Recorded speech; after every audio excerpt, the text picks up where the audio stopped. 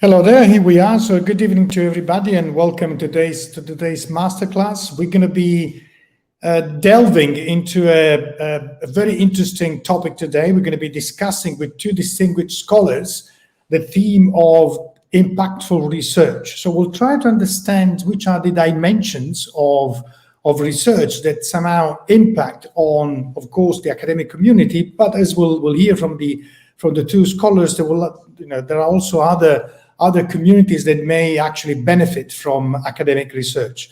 This is, as we say, I should say, is an hot topic because it's really much at the center of the debate on what is the purpose of academic research. And it's also a topic which is very dear to us at Lewis. I was mentioning to one of the speakers early on that we had already organized a debate on the importance of the impact of academic research together with the OECD colleagues and the colleagues from King's College London. So let me now briefly introduce the two speakers. We have Professor Chiara Carrozza, who is the president of the Italian National Research Council, and she's also professor of bioengineering. I'm not going to tell the audience about the previous appointment as I've promised to Chiara that I won't disclose them, but everybody knows Chiara for sure. And Chiara will discuss and will tell us about the importance and the relationship between robotics for human rights and healthcare issues. And then let me introduce also Professor Andy Hoffman from the University of Michigan. Professor Hoffman holds a PhD from MIT, and she holds also a double appointment, a joint appointment, in fact, at the University of Michigan from the Ross School, Ross Business School at Michigan University, and the School of it's Engineering and Environment. Sustainability. Environment Sustainability. And environment sustainability. And Andy has been dedicating his career to sustainability issues, published books in and around it, and recently has published a book on the engaged scholar, and that's really pinched my attention a few weeks ago, and I've decided to again invite a scholar who has been working on the issues, and with Andy Hoffman and Chiara, who has been working on, from an engineering background to pursuing research to actually impact two important areas besides the academic community. So let me leave the floor without further ado, to Andy, who will illustrate to us the gist of this book, and then we'll start the conversation with Chiara. So the floor is yours, Andy. Thank you very much for joining us today. Thank you very much for having me, and it's a pleasure to meet you, Chiara, and hope we have a good conversation here. What I want to do to set up my overview of this book is tell a story. A couple of years ago, before COVID happened, I was invited to give a seminar at a university, at a business school, a bunch of folks interested in sustainability. I had about 30 or 40 people in the room. And in the Q&A, we got a little heated on this topic, and I can get quite heated on this topic. And so I said, let's do a quick survey. How many people in this room are concerned about the issue of climate change? And all the hands went up. I said, how many people are doing research that's in some way related to climate change? And for the most part, most of the hands stayed up. I asked, how many people are focusing their research towards the A-level publications of our field? Again, most of the hands stayed up. And then I said, how many of you think another A-level publication on climate change will do anything about the issue of climate change? And most of the hands came down. And to my mind, that highlights an irony and a problem in what we're doing in academia, more specifically in the business school in that example, but I think this is an issue across the academy. And so what I'm trying to do in this book is further a conversation over what is the role of the academic in society. I do think that there's some problems. I think we've drifted a bit from an important role that we need to play. We become more isolated from the world around us. And so what I want to do is get people to think about broadening the tent of what it means to be a professor, where some will bring their work to the real world, and some can still do basic research, but allow multiple forms, models of what the academic means within society, and try and shift the discourse. I would also add that I deliberately chose this book format. It's from Stanford University Press. It's called the Stanford Brief Series. They're short, they're punchy, they're cheap. I think this book retails for $14. And to me, that's the most important thing. Anyone who's writing a book, what's the price going to be? Because I want the book out there. I'm not interested in low volume, high margin. I want high volume, low margin, because I want to precipitate a conversation. My hope is the book will show up in doctoral syllabi to start this conversation over adding a new dimension to what it means to be a professor, a scholar, and how does public engagement fit into our portfolio over time. The book is broken into 5 chapters. I want to just give you a very brief summary of those 5 chapters to give you a sense of what's in the book, and then we'll open up to discussion. The first chapter, why? Why do we need to do this? And I think there's 2 reasons. One, we are right now in a very serious problem in society. The quality of public and political discourse over scientific issues is abysmal. The Rand Corporation did a study called Truth Decay, where they came with 4 conclusions. Number 1, we are debating facts. Number 2, we're blurring fact and opinion. Number 3, we are distrusting previously trusted source of information, otherwise known as the academy.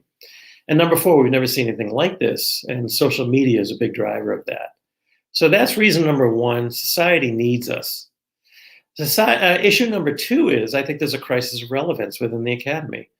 We have become very insular, very focused on our narrow academic communities.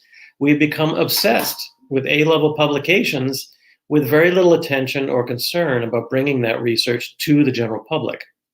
So what I'm trying to do in this book is saying, there are other people asking the question, how do we do more impactful research? Andy Van de Ven has a book on engaged scholarship. How do we do research that has more relevance out there? And I think that's important. And that's one piece of this conversation. What I'm trying to do in this book is saying, how will you bring it to the general public? Because they're not going to come read our academic journals. We got to bring it to them, which is a whole different skill set, a whole different model. Now, part of the problem of the crisis of relevance, as I see it, is self-inflicted. Again, this focus on A-level journals, it's an obsession. I've talked to junior scholars. Let's do a paper and let's put it in this journal. Oh, I can't. It's not in our list. And that can really limit the power of our research. It limits the audience. Those journals have a very specific, narrow audience, usually theoretically driven. We become less diverse in our approaches because there are multiple journals, multiple outlets, multiple audiences. In many ways, it guarantees a relevance because the top journals, at least in business, you start a paper today, you'll be lucky if it comes out in 2, 3, 4 years. I know in engineering, people are stunned when they hear that, but people in business right now starting a paper on COVID, there's a good chance it's going to come out well after COVID has moved on. And there's questionable impact. The average academic paper today is cited 10.4 times. If you go to the social sciences, it drops down to 4.9. 82% of articles in the humanities are never cited. 32% in the social sciences are never cited. 12% in medical, never cited. And we can get tenure for this. And I think there's a really serious question of what are we doing? There was a study done by Wharton, and a part of the study came to a conclusion that the average cost of an A-level management publication is $400,000. If the only purpose of that publication is to put a line on your resume and get a great job at a great university, I think people have a right to question, what are we doing in academia? So how do we move beyond that? The second chapter, I focus on what are the rules of engagement. It's a completely different skill set.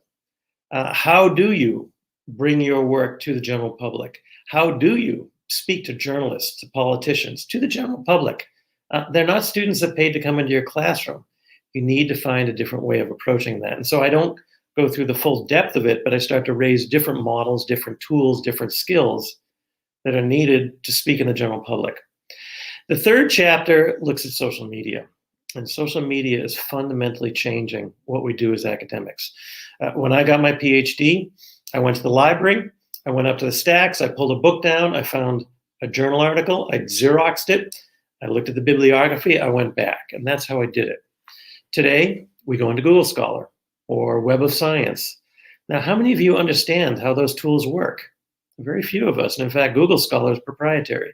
Yet how many would deny those platforms have a tremendous impact on our career, on whether people are reading our work? If it doesn't show, if your paper doesn't show up on that first page, most people won't go to the second page. And so understanding how social media works and the ways that it can work for you. And there's a whole burgeoning research, particularly in medicine, on the extent to which Twitter, Facebook, LinkedIn can start to increase access to your work. And then social media gives us in academia a whole host of platforms where we can bring our work directly to the public. We don't need journalists anymore. I mean, I shouldn't say it as strongly as that, but we have the platforms and the capability to take our papers, condense them down into an accessible format, which is many ways a different language for most of us. You have to get rid of the jargon. We can bring it to the public. Radio stations pick it up. Regular news outlets pick it up. They're desperate for content, and out it goes. And then the final chapter, I want to compel people to think about their career in academia in its long arc. I can confess that I didn't really think about what it meant to be a professor until I became one, what it meant to be a tenured professor until I became one, what it meant to be a full professor until I became one. And now, in the not too distant future, I will become an emeritus professor, and it's time to think about what does that mean. Yet too often we don't do that, and we don't transition at each stage. A colleague of mine once quipped, the problem with our field, Andy, is we've got too many senior professors thinking like junior professors, keep on doing the same thing. And I think that one thing we as senior professors have to do is manage the institutions of our field, try and help them to change when they need to change. And I think they need to change right now. And there are signs that are changing. There are changes in promotion and tenure processes, accreditation, the journals are shifting. So there is a move afoot. Now, as you think about the arc of your career, also think about what it will be when you get to those stages. There's a famous hockey player named Wayne Gretzky in the United States. He said, you never go where the puck is, you go where the puck is going to be. And so I want to bring that piece into this conversation as well, to get junior scholars to think about where are they going in their career and what's that world going to look like as they enter there. And then as they start to move up in the ranks, what changing role will they play within the institutions of academia? And that's where I'd like to leave my introduction. There is a generational shift going on right now. Younger people are coming into academia with a stronger desire to take their work into the real world, to have an impact in the real world. This book is written for them. It's also written for junior professors just getting started who want to include engagement in their portfolio. It can actually be additive. It can improve your work. It doesn't have to be something that becomes a burden. And then it's the senior professors who are starting to question what they're doing, have the proverbial Yvon Chouinard moment, where Yvon Chouinard owned Patagonia. At one point, he said, I don't like this company anymore. I'm going to sell it. And his friend said, Yvon, it's your company. You can do anything you want. And he's like, oh, yeah. Well, the truth is it's your career. You can do anything you want too, especially as you advance. And the gift of full professor, the gift of tenure even, is a wonderful gift. And it allows you to start to define academic for yourself. What kind of an academic do you want to be? And don't just fit into a mold that our system pushes us into. There's the general gist of the book. And I look forward to conversation, questions, criticisms, whatever comes. Thank you. Thank you very much, Andy. That's very, very, very interesting. You managed to condense and not to compress the message and the messages of the book. I like the idea, the rationale underlying the book. You mentioned it at the beginning of your conversation. You want to broaden the tent of being a professor and let also actually junior scholars first understand that there are different ways of interpreting the role as a professor, junior, and then later on senior, and there are, again, different audiences that can be addressed with our research. Again, as a matter of fact, we can pursue research, and we should probably pursue research to inspire a better society, irrespective of the disciplines where we work on. Each of us might have a role besides the academic role in terms, again, of engagement with other communities. I'll ask now Chiara to tell say, experience as a bioengineer and the extent to which robotics can actually have some kind of impact in other areas beyond the academic ones. Please, Chiara, the floor is yours. Okay, thank you very much. So I try to start from my personal experience and try to tell somehow a story of biomedical engineering. First of all, I would like to say that I'm trying to follow this advice to become an engaged professor and an engaged scholar, in a sense that in the last 20 years, I tried to find somehow a challenge for addressing problems of disabled people and of people with some kind of frailty.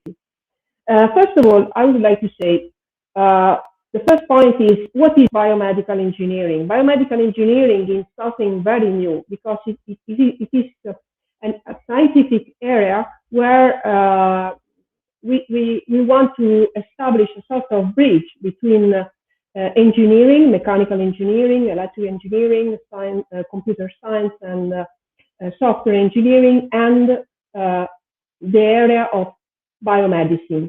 So both in biology and also in medicine. That means that we, in 20 years, 30 years, we try to make this bridge of science and methodologies and results and approach and papers and also devices and systems that are the result of this bridge, the result of mixing together scientific challenge in engineering and also scientific challenge in translational research, clinical applications, and biology.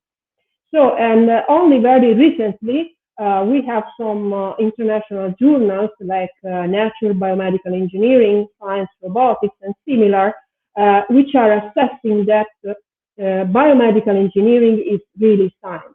For many, many years, we have suffered this idea that interdisciplinary and bridging areas are somehow not really scientific, and we were at least marginal in the science area. Today, we have some scientific journals that are offering the possibility of introducing biomedical engineering at top level. And this is important because scientific journals have an impact and reach a lot of people and are fundamental in order to give some messages to scientists and scholars.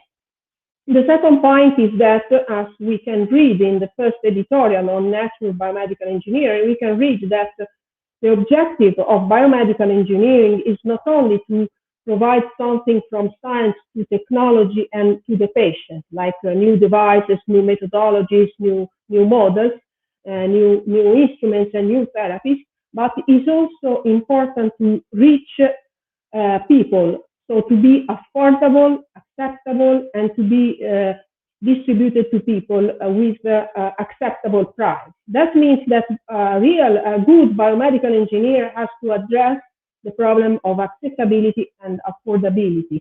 So we are not here for developing something for few people. We are here for developing something that can reach hospitals, can reach houses, homes, and patients everywhere. So our part of our effort is to develop something which is really meaningful for people, changing the life of people. And this, I think, is engaging us in something which is also related to the affordability and to the practical approach to distribute and offer and produce something like something which is a new therapy, which must be produced and distributed at reasonable prices. Then we have the scenario of rehabilitation robotics and, for example, disability and elderly people, chronic diseases. And this is a point which is important because today we have digital transformation and the fourth industrial revolution. So we are in the middle of a change in terms of technical and technological paradigms. And in this change, we have the possibility of developing a digital economy of healthcare where patients can be reached and can be assisted by digital platforms that are affordable and are intended to provide public services. What do I mean? I mean that today we have this platformization of economy where we have top players offering entertainment, services, goods online with platforms that change the economy. So my personal question is why we have this for offering services and goods and we don't have a similar platform for offering education, training, and healthcare services to people. So my personal engagement and what I have done in the last 5 years is addressed at developing digital therapies, digital platforms, and robotic devices that are intended to offer the possibilities and the new opportunities of digital economy to people and to serve people for what we call in Europe social and public healthcare assistance. And this is a point which is very important for us today because this is also the answer that the European Union is trying to give to the very important question if this research, which is funded by public taxes and taxpayers, is really useful and acceptable and has an impact on the life of citizens.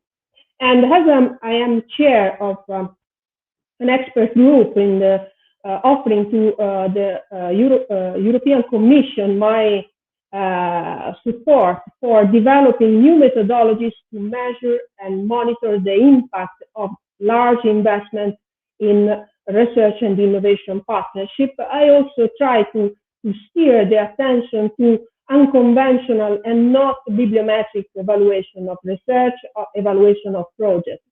And we have to change our methodology to measure the impact, because if we want to demonstrate or to work towards research, engaged research, first of all, we have to define a metric and a system to measure the research and the impact of research and to measure how we can be more engaged and to offer a sort of follow-up of our projects to citizens.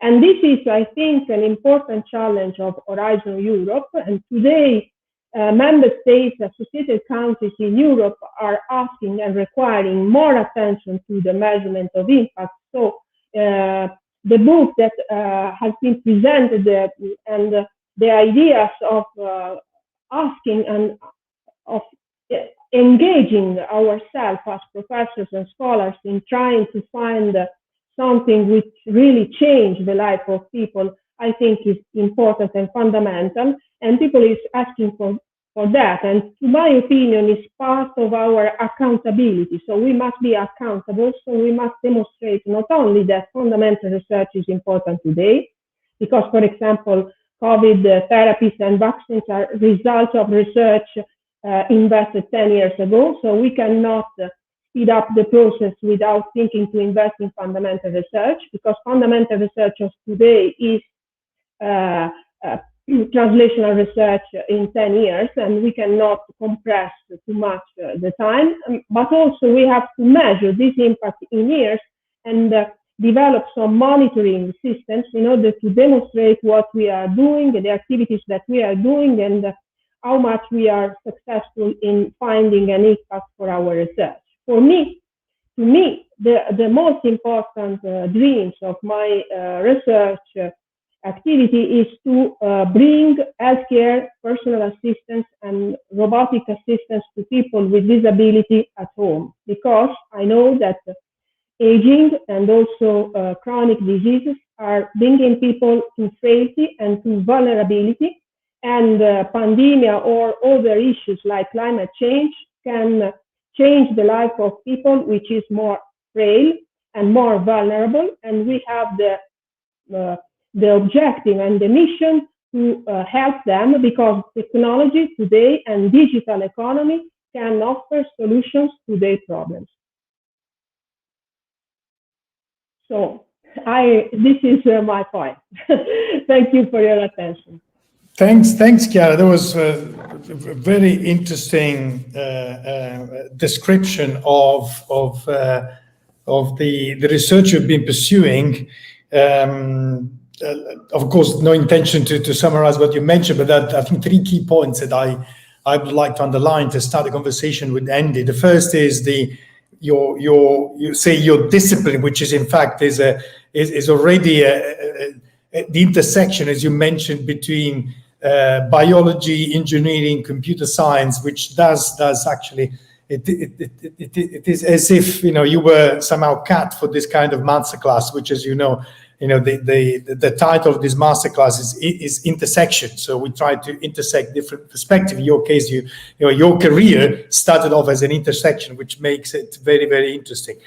The other 2 points I'd like to stress again to continue the conversation also with Andy. The first is that if I were to make a kind of content analysis of your brief speech, I think the number of times you mention the role of human and the word patient and the life of patients is incredible. I think you've mentioned so many times. It really goes to the point that Andy was making. Research which is focusing on the real life of patient. Let's try to make sure that you can bring technology to accommodate patients who are frail, patients who are in specific conditions, which is again very interesting. I think this does relate to what Andy was telling us early on.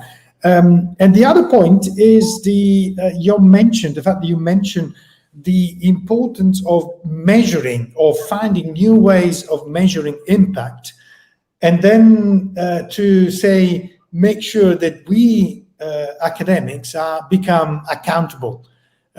Which is fantastic. It's a really step change, because if we going back to Andy, I'd like to hear from him now.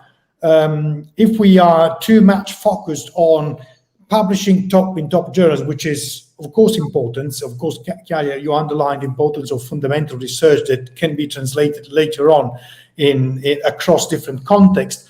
But we need to think about in a more rounded way our role as academics in order to become more accountable, since most of us pursue research thanks to funding, which are predominantly public funding, but also sometimes also private foundation and private investors offer funding to us. But again, I think we need to sort of exploit the opportunity that COVID-19 offering us, also to change the way we pursue research, to change the way we organize research, to change the way we measure the impact of research.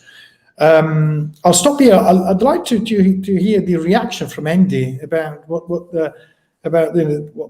Chiara has mentioned to us. Andy. There's so many things in Chiara's comments that resonated with things I'm trying to do in this book. I mean, by your career, Chiara, you're modeling this idea. Not everyone has to do this, but if you can sort of straddle the line between the academy and practice and make that line a little more permeable, I think we'd be a much more vibrant and healthy institution. My book is not a criticism of A journals. I just want to put it back in its proper place. This obsession, this central focus on A journals distorts what we do. Randy Shipman, who has a Nobel Prize in chemistry, announced that his lab will no longer publish in what he calls the vanity journals of his field, Cell, Nature, and I'm blanking on the third. But he feels that these A journals, they narrow the scope of what's considered legitimate research, and yet there are many things we do that can drift into other, what we call B journals. I hate that term. That creates that hierarchy. For this book, I was able to talk with Paul Krugman, and I asked him why, all the work that he got his Nobel Prize for was in B journals. Why'd you publish there? And his answer was because the A's wouldn't take it. And that speaks to the idea that you can experiment a little more if you step outside the guardrails and go further. So we need the journals to test our rigor, but then we need to find a way to make it accessible. And you can't just expect someone to read your academic journals. They're not going to do it. But how do you get it out there in the real world? That speaks to a different role for the academic and society. And I'd like to read a quote that I put at the end of the book that I think speaks to what Chiara was saying. It comes from the Mayo Clinic. And the Mayo Clinic has announced that they're going to add social media to their promotion and tenure process. And when you talk about measures, we could talk about a lot of schools now are allowing a fourth criteria. We have research, teaching, and service. Now practice is a fourth criteria. You have schools that allow impact statements. You have schools that are allowing people to have letter writers who are not academics, but people in practice said this person's work impacted what I do. There are some metrics out there trying to form like altmetric and impact story and Plumex trying to put numbers on this stuff. And quite frankly, we live and die by citation counts and H-index, and those are very, very flawed instruments themselves. But I want to read this quote, which I think captures a lot of the essence of, I think, what Chiara was talking about. This is the quote. The moral and societal duty of an academic healthcare provider, this is for doctors, is to advance science, improve the care of his or her patients, and share knowledge. A very important part of this role requires physicians to participate in public debate, responsibly influence opinion, and help out patients navigate the complexities of healthcare. As clinician educators, our job is not to create knowledge obscura, trapped in ivory towers and only accessible to the enlightened. The knowledge we create and manage needs to impact our communities. And that is a definition for an engaged scholar that I'd like to see become easier by shifts in the institutions in the world we live in, and more acceptable for people to want to add that to their careers. Thanks, Andy. Chiara, so if your role has always been projected towards outreach, because you're trying to develop design devices based on advanced technologies to help people. What would be your suggestion for, say, other disciplines? Because I'm a social scientist, and I think that if you are an engineer or a bioengineer, it's relatively easier probably to identify audiences. In our cases, we may end up, as Andy was saying, to be somehow transported towards more specific, more focused audiences, like journals, which are extremely important. But is there anything that we can learn from your career, your research area, and import across other disciplines? Because another point that Andy was making, that of course different disciplines do respond to different kind of incentives, do respond to different kind of audience. Is there something kind of cross-disciplinary learning that we can flag here? Okay, thank you for the question. I think that for what concerns social science, for example, economy, in the last years, you made attention to become quantitative, so to develop mathematical models and similar. I think today is time to go back to human science again, and to try to be more humanistic in a sense, to understand if something changed and what is changing in this new transition. Because we have a transition, an industrial revolution, and we have also new general technologies like artificial intelligence and robotics, for example, but also quantum technologies or similar. But we have also a strong relationship between these new technologies and job and education and competencies that are necessary for the job. And also these technologies are probably revolutionizing also the society. So to be social today means that you have to understand the new society and the new systems in order to measure, to evaluate, to assess, and to drive the economy of the new society. Because we have more inequalities, we have more problems to face, and also we have climate change, which is affecting our planet. So this year, I think in 2020, because in 2020 we discovered the pandemic, in 2021 we are now understanding that we have two basic challenges: climate change and pandemic and new viruses. And we have to understand the effect of these two new challenges to our society, and to prevent that geopolitics affect also the balances among the different countries in this new era. So I think you have a lot of challenges, and you must go back to human science, and you must go back to the meanings of the society. What is the society today? What are the new rules for keeping people together?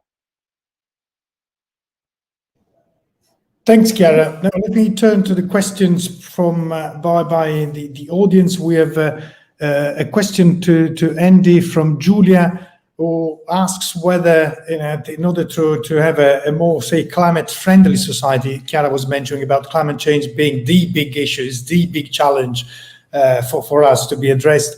So Julia is asking whether we do need a culture change to address this problem, the problem of climate change. What do you think? You are a well-published scholar in the area, so we move back a bit to what you were doing early on in your career, Andy. Yeah. So the question is around the issue of climate change, or around academic research and impact? No, it's climate change. It's whether we need a cultural change in order to address the climate change issue, in order to have a more, say, climate-friendly society. We're steering a bit. Okay. Take one half off and put on the other. Yeah. Oh, absolutely. How we view nature, how we view our role within it. Climate change is not just a pollution issue; it's a systems breakdown. And to address a systems breakdown, you have to change the system. We have to change our culture. Climate change is one marker in a broader shift called the Anthropocene, which is scientists proposing, and going through the process right now, that we have entered a new geological epoch. We've left the Holocene, we've entered the Anthropocene, the age of humans. We have become, by our sheer number and the power of our technology, able to alter systems of the earth. That's a profound power that we're not prepared to have. We don't know what we're doing. And so we need to really rethink our relationship with the earth, how we tread on it, how we interact with it. Because at the end of the day, while you might locate the causes of things like climate change on technology, it's our values that drive the development of that technology and its uses. And so how do we rethink, in the work I do, the purpose of the corporation in society? How do we rethink consumption? How do we rethink how the markets are structured and how they work? How do we rethink population? And how do we rethink our needs and our wants? When I was born, there were 3 billion people on Earth. Today, there's 7.5. By 2050, there'll be 10 billion people. Can all those people have a T-bone steak for dinner every night? Not likely. But how are we going to adjust our culture to deal with that? So I treat climate change very much as a cultural issue. Thanks, Andy. And the questions are flocking in, and I do have a question for Chiara. The question is from Christina, who asked about the role of social robotics and the extent to which can actually help improve the human conditions in the next few decades. Thank you for this question on my research area. I think social robotics can provide the systems for coaching people with chronic conditions. That means a mix between digital therapies on digital applications in order to support people in be compliant to therapies, to have a good lifestyle according to their conditions, and to feel safe and to fight against vulnerability. That means to provide right recommendation at the right time by means of sensors, by means of systems for measuring, but also by providing personal assistance to people, like finding answers to questions. And also, robotics can add something very physical. So physical support, like exoskeleton for working, or systems for standing up, for negotiating places like rising stairs, or going out of the house, with some robots for supporting locomotion and walking, or systems for manipulation and graph. That means you can have the integration of digital, so coaching and digital coaching, and using smartphones instead of being social with friends, using smartphones to provide medical services to people, and to provide virtual coaching to people, and robots to provide physical support. So I think the combination of that will change the life of people with vulnerability. Very good. Thank you. Thank you, Chiara. We are approaching the end of this masterclass. We live in digital times. It's something we learned thanks to this pandemic. Let me ask the last question to Andy, and then I'll go back to Chiara. Andy, in your book, you report a quote from David Eagleman, a professor of neuroscience at Stanford University, who does say that we as academics, we need to have some kind of multiple kind of interaction, multiple engagements across different audiences. So we should somehow satisfy the funding, whoever puts the money in. Then we should satisfy society. Then we should have different roles. So, but we were saying about the importance of suggesting young scholars to choose, to pick the way to be an academic. But if I were a young scholar, and I wish I was one, how can I go about it, since I need to address all these different stakeholders? What's your suggestion about this? Yeah, thank you. That's a really good question. I mean, we talk about public engagement, and the public is singular, but we actually should think about it as plural. There are many publics, and we should each decide, as our career advances, which publics we want to reach out to. If you are starting out as a professor, you can't be an engaged scholar if you're no longer a scholar. So you have to live within the rules as they exist. And the rules as they exist, for you to get tenure, you have to publish in the academic journals. So recognize that and play that game. That doesn't mean, though, that you can put all interest in public engagement aside, wait till you get your PhD, then tenure, and then perhaps full professor, and then suddenly flick that switch and engage the spark again. It just won't be there. You'll be so indoctrinated into the system that it would be very uncomfortable, very risky to step outside that domain. So you build that part of your portfolio slowly. You have ways of engaging in public discourse at the beginning. Whether you choose to disclose it, that's your call. I know some people who do. When at the University of Michigan, the president formed a committee. How do we encourage more of this? And of course, the first answer was, let's have an award ceremony. And guess what? A lot of the senior professors that were doing this, they didn't want to come, because they do this because they want to do this. They don't want to call it out to everybody. They just want to do it. And so at the beginning of your career, find ways to do it. I do believe it makes your work better.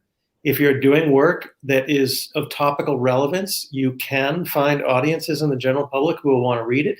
My joke at the beginning of my career was I could publish my research twice. I have the academic paper, and then I write a new variant of it for a different audience, which is not as easy as it sounds. It's like speaking Italian and English. You have to be multilingual. They're totally different languages for those two audiences, those two publics. But you decide. So for example, I speak at business audiences. That's an important audience for me. I do very little engagement with the government, but that's my choice, because easily from my position, I could do more work with the government. I do some work with civil society, nonprofits.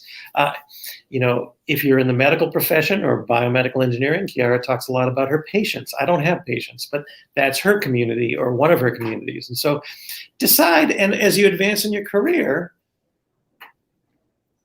make the job your own. Be the best professor as you define it. Don't try and be something that somebody else wants you to be. I actually don't believe that's a path towards fulfillment, meaning, or realizing your greatest potential. Thanks, Ed. It's a very interesting piece of suggestion and advice for our young scholars who are attending this masterclass. Let's now wind up with another question, last question to Chiara, which does come from our audience, and I'm also very interested to hear from Chiara about it. Your note asks, application of the latest technology create new ways and worlds that include jobs that did not exist before. How can university or research center respond with an offer that matches the new demand? we're going a little bit beyond what the boundary or the borders of our masterclass, but I think it's also very close to what we're saying now. Please, Chiara.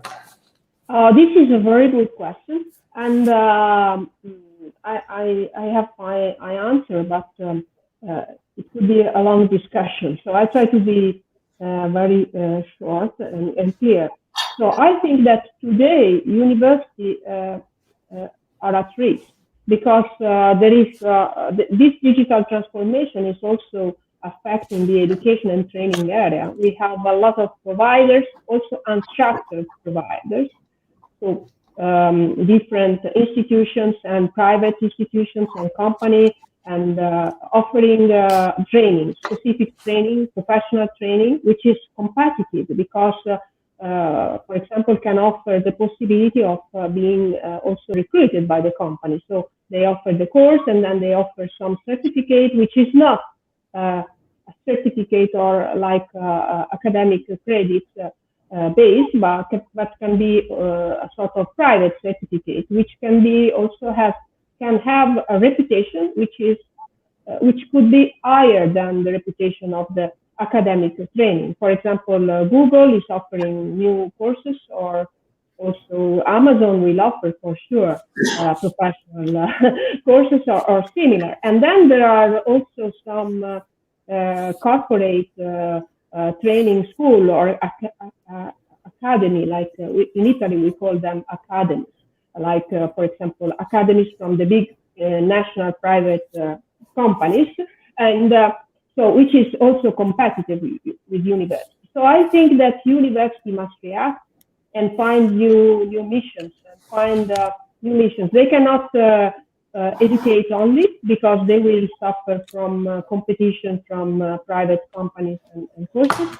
They have to offer training combined with education and with cultural growth, and with the development, offering the possibility of developing skills to survive in companies and in corporates, because I know that it's not easy to survive and be happy in big corporates. And so what I mean that we have to balance the different competences, like general competences, skills to enter in this new era, and we have to provide tools and training for managing technological tools and new technological platforms, but also we have to be prepared to train and study for new evolution to come, and to be ready for changing our job. So this is a very complex mix, and so I think we have. This is the reason why I said that we have to be more social, to understand the new societal challenges, and to understand what we mean today, the real meanings of sustainability, what sustainability implies in terms of economic, management, climate, healthcare challenges. Very good, thank you. This is a great piece of advice for university leaders, is trying to identify distinctive, say, elements for what's going to be the offer of educational paths, or as Chiara was saying, also for training paths for students, or future students or prospect students, in order to address which is going to be the societal challenges of the future. So let me say that we do live in interesting times, because we do have a lot of things to do and to think about. So I'd like to thank our speakers, Maria Carrozza and Professor Andy Hoffman, who have entertained our audience with a very interesting perspective on what it means to be, say, an impactful or engaged researcher and scholar. So thanks to both of you, and thanks to the audience who have attended this masterclass. Thank you very much, and good evening. Bye-bye. Thank you very much. Good evening. Bye-bye.